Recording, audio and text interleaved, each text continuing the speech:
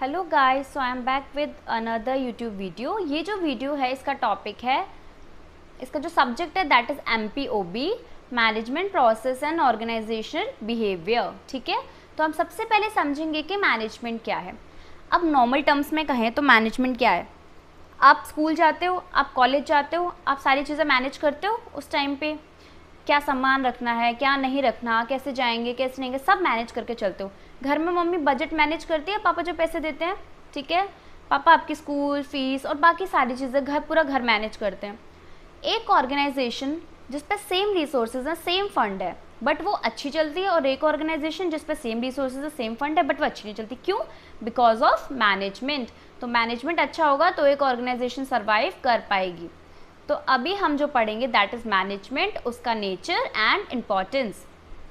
So management क्या है? Management is an art of getting things done effectively and efficiently.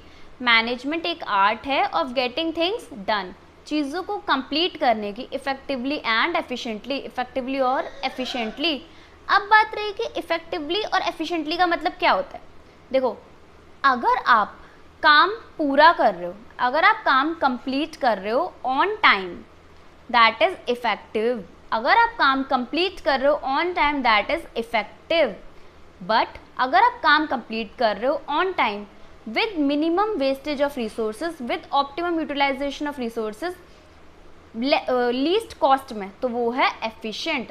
अगर आप काम पूरा कर रहे हो ऑन टाइम तो आप इफेक्टिव हो, बट अगर उसी काम को पूरा कर रहे हो ऑन टाइम और कॉस्ट भी बहुत कम लगी है, रिसोर्सेज भी बहुत कम यूज़ हुए हैं या प्रॉपर रिसोर्सेज यूज़ हुए हैं, तो वो है एफिशिएंट। ठीक है, एफिशिएंट में मनी टर्म्स आ जाता है। Achieving the goal of organisation effectively and efficiently. एक और चीज़ कह सकते हैं, management is the process of achieving the goal of organisation effectively and efficiently, जिससे हम ऑर्गेनाइजेशन का जो गोल है उसे हम अचीव कर सकें इफेक्टिवली एंड एफिशिएंटली, वो भी मैनेजमेंट है। ठीक है, एक और डेफिनेशन है, management is the coordination of all the resources. Management में हम कोऑर्डिनेट करते हैं सारे रिसोर्सेज को, चाहे मैन पावर हो, चाहे हमारा मटेरियल हो, लैंड हो, लेबर हो, सारे रिसोर्सेज को कोऑर्डिनेट करते हैं through the process of planning, organising, directing and controlling. कैसे? इस प्रोसेस से, planning, organising, directing and controlling, ये पूरे प्रोसेस मैं बाद में आपको डिटेल वीडियो में पढ़ाऊंगी। In order to attain objective, ताकि हम ऑर्गेनाइजेशन का ऑब्जेक्टिव अचीव कर सकें। सो ये है मैनेजमेंट। एक ऑर्गेनाइजेशन का सर्वाइवल सबसे ज़्यादा उसकी मैनेजमेंट पर डिपेंड करता है, तो मैनेजमेंट बहुत इंपॉर्टेंट है। ठीक है, अब आते हैं नेचर ऑफ मैनेजमेंट पे। पहला देखो, नेचर, फीचर, कैरेक्टरिस्टिक्स एक ही बात होती है। सबसे पहले यूनिवर्सल। मैनेजमेंट यूनिवर्सल है नेचर में। यूनिवर्सल मतलब दैट इज एप्लीकेबल एवरीवेयर, जो हर जगह यूज़ हो। अब देखो, मैनेजमेंट हर जगह कैसे यूज़ होता है? घर में भी मैनेजमेंट होता है, स्कूल में भी, ऑफिस में भी, ऑर्गेनाइजेशन में भी, हर जगह मैनेजमेंट होता है, तो ये यूनिवर्सल है। इसके अलावा मैनेजमेंट आपका हर एक लेवल पर, हम 3 लेवल होते हैं ना, top level, middle level and lower level, जिनकी वीडियोस मैं आगे बनाऊंगी। तो हर एक लेवल पर मैनेजमेंट हमारा रिक्वायर्ड होता है। टॉप वाले अपने डिपार्टमेंट को मैनेज करते हैं, लोअर वाले अपने लेवल को, और मिडल वाले अपने लेवल को। सेम हर एक डिपार्टमेंट पर, ह्यूमन रिसोर्स डिपार्टमेंट पर, प्रोडक्शन, फाइनेंस, मार्केटिंग, HR, हर एक डिपार्टमेंट भी अपने पूरे एरिया को मैनेज करता है। In fact in normal life also हर एक बंदा अपनी चीज़ें मैनेज करता है, तो ये यूनिवर्सल है because that is applicable to everywhere, हर जगह अप्लाइड होता है। Second is group activity. Management एक ग्रुप एक्टिविटी है। ग्रुप एक्टिविटी क्यों है? क्योंकि देखो, एक अकेला बंदा अगर हो तो हम उसे मैनेजमेंट नहीं बोलेंगे। एक अकेला बंदा सारी चीज़ें मैनेज नहीं कर सकता। एक ऑर्गेनाइजेशन में भी बहुत सारे लोग मिलकर चीज़ें मैनेज करते हैं, तो ये क्या है? ग्रुप एक्टिविटी है।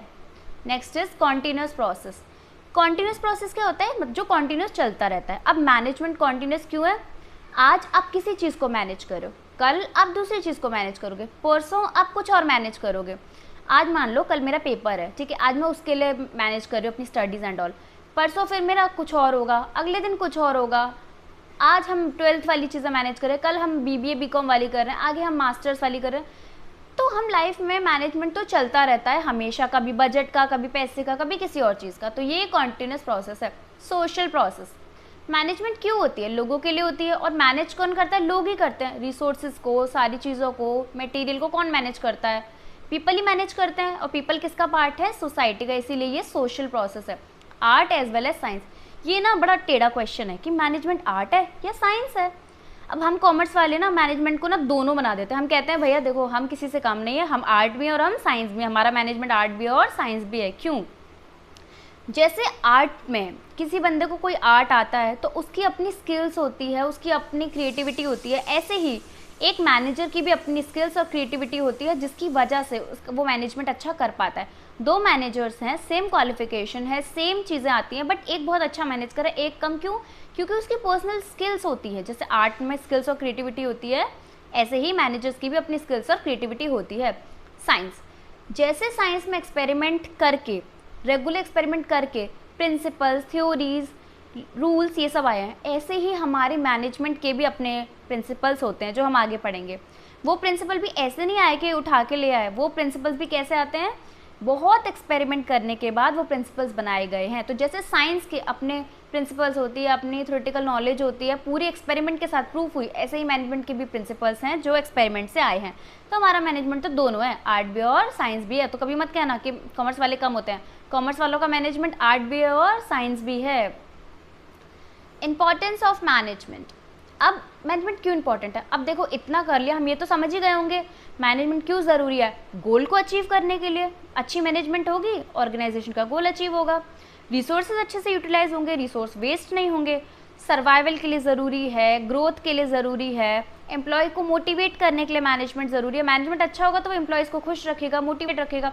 Help in adjusting in dynamic environment, ऐसा इन्वायरमेंट जहाँ चेंजेस आ गए, जैसे कोविड आ गया, उस टाइम पे कई ऑर्गेनाइजेशन ने अपने लोगों को निकाल दिया था और कईयों ने वर्क फ्रॉम होम दिया था, क्योंकि उन्हें पता था कि हमें अपने लोगों को कैसे मैनेज करना है। तो डायनेमिक इन्वायरमेंट को मैनेज करना भी मैनेजमेंट के ही हाथ में होता है, इसके लिए भी मैनेजमेंट इम्पॉर्टेंट है। तो ये थे हमारे MPOB का टॉपिक, मैनेजमेंट का meaning, nature of management, importance of management.